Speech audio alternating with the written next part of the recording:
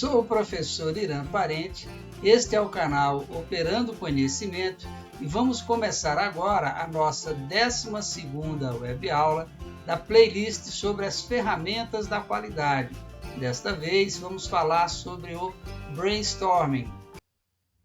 Brainstorming é uma ferramenta muito utilizada para envolver as pessoas na solução dos problemas.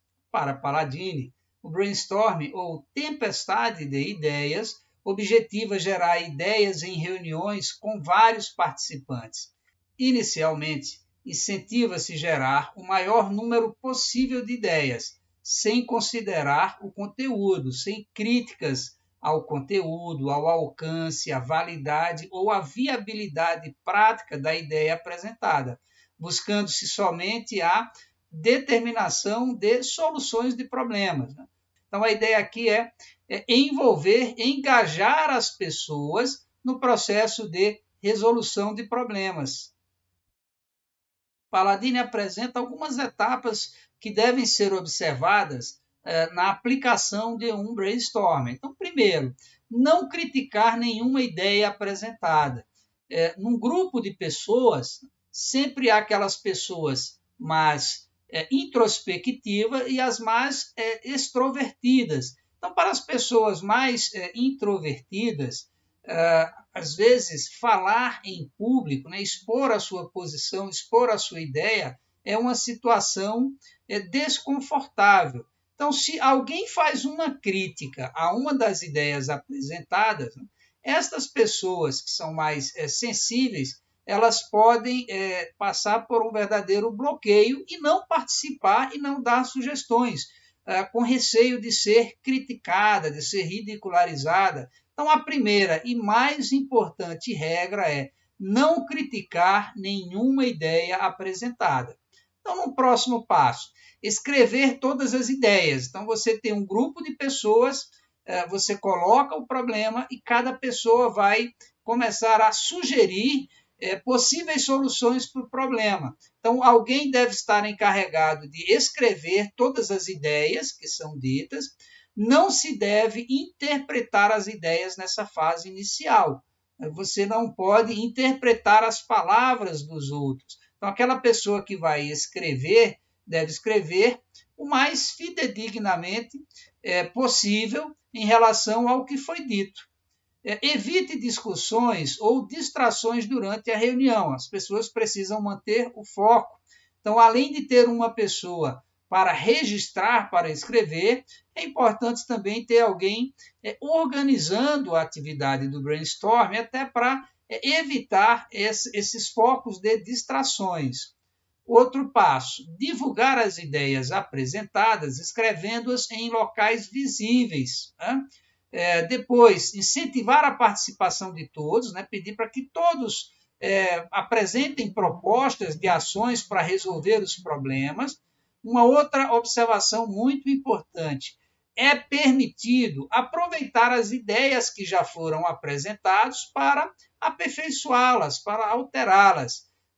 Não há um pai ou a mãe de cada ideia que é apresentada. Então, se alguém apresenta uma ideia e você, em cima daquela ideia, consegue imaginar uma coisa um pouco diferente, mas que possa ter um resultado melhor, essa ideia deve ser apresentada. Não existe pai e mãe das ideias. Ninguém pode ter ciúme porque alguém pegou carona na sua ideia. Não existe sua ideia. Isso é uma atividade da equipe, do grupo. E, por fim, desenvolver a reunião de forma adequada aos participantes, em termos de tempo, termos de conforto, de local, de clima, de estrutura, para que todos possam estar à vontade para participar desta ferramenta, desta atividade, já que o objetivo dela, um dos principais objetivos é envolver, engajar as pessoas no processo de solução de problemas. Souza aponta algumas características do brainstorming, como a capacidade de autoexpressão, das pessoas expressarem as suas ideias, a liberação da criatividade, não há regras rígidas a serem seguidas, A capacidade de aceitar e conviver com as diferenças. Essa é uma ferramenta para trabalho em grupo, né, um grupo de pessoas, não é uma ferramenta para se trabalhar individualmente. Uma ausência de julgamento prévio, já comentamos, né, em slides anteriores o motivo dessa proibição de se julgar ou de se criticar qualquer ideia apresentada. Capacidade de síntese. Então, as propostas, as sugestões não podem ser longos textos, as pessoas precisam ter uma capacidade de síntese. Uma delimitação de tempo, é importante as pessoas saberem qual é o tempo designado para esta atividade, e a ausência de hierarquia durante o processo. Não há, durante esse processo, uma relação de chefe, né, empregado. Todos são iguais participando desta atividade, cada um dentro do seu papel. Para Seleme Stadler, o brainstorming é uma ferramenta na qual todos os participantes têm liberdade para expor suas ideias sem se preocuparem em ser criticados, né, ou sem se preocupar se a sua ideia ela é original. E apontam 3 fases distintas no brainstorming: a geração de ideias, os esclarecimentos relativos ao processo, né, o nivelamento, e a avaliação das ideias propostas. Estes autores citam ainda uma ferramenta similar ao brainstorming, uma variação na realidade do brainstorming, chamada brainwriting. Né? Então, ao invés das pessoas vocalizarem as suas propostas, as suas sugestões, as pessoas vão escrever num papel, num formulário, as suas propostas, as suas sugestões. Então, se no grupo existem pessoas que podem se sentir constrangidas, você pode usar esta variação do brainstorming, fazendo com que as pessoas escrevam ao invés de vocalizarem as suas propostas, as suas sugestões. Eles ainda definem os seguintes passos: escolher um facilitador para o processo que definirá o objetivo, que vai expor, né, nivelar o problema que vai ser foco da análise. Formar grupos de até 10 pessoas. Grupos muito grandes não são interessantes, né, não são indicados, porque mais facilmente as pessoas vão perder o foco. Então, formar grupos aí de até 10 pessoas. Escolher um lugar estimulante, onde as pessoas se sintam à vontade para a geração de ideias. Dar um prazo, né, um tempo, pode ser aí 10 minutos, por exemplo, para as pessoas, né, pensarem, analisarem o problema para fazer as suas propostas. E as ideias deverão ser consideradas inicialmente e revisadas, disseminando-se entre os participantes.